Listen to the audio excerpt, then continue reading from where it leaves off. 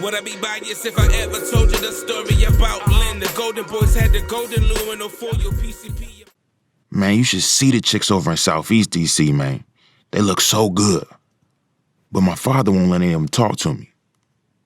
We all laughed as Fat Terry started telling us of how one day he was going to run all of D.C. and Maryland. Terry vowed that he would be the first to run both places.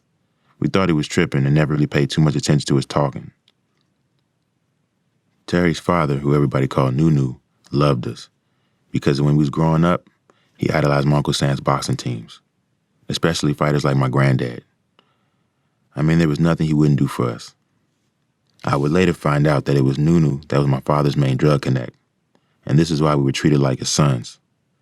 One weekend, under the guise of sleeping over at Fat Terry's, Nunu took us to a live go-go show over in D.C. at the legendary Washington Coliseum, formerly Uline Arena.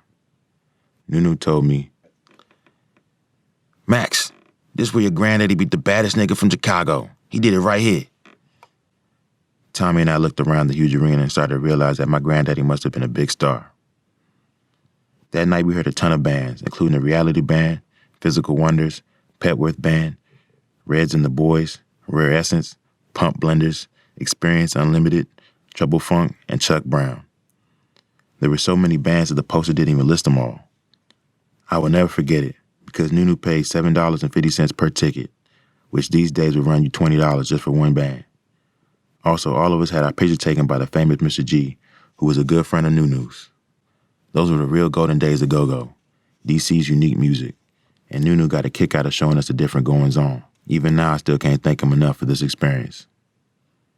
We were sitting in the car watching all the people standing in line buying tickets and waiting to get in, when a U-Haul truck pulled up and stopped in front of the Coliseum.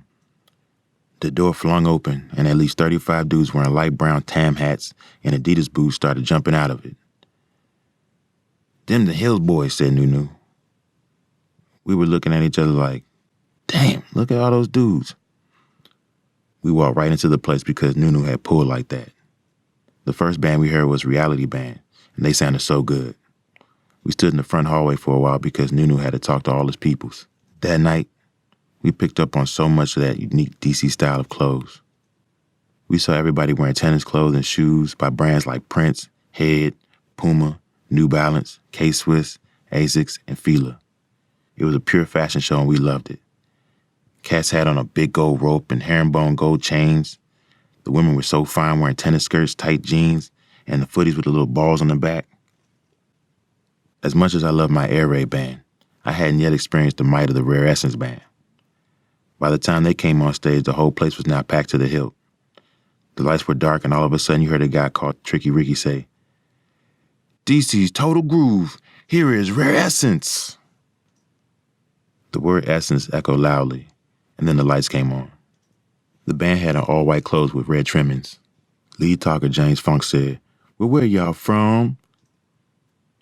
And that was the first time I heard 8,000 people screaming things like 7th and T Street Crew, Park Road Crew, 8th and 8th Street Crew, Gangster Chronicles, and the A-Team. The three of us Maryland kids were blown away. Nunu got Terry a poster to take home from the go-go, and from that day forward, Nunu was the man. Money! Without it, you're nothing.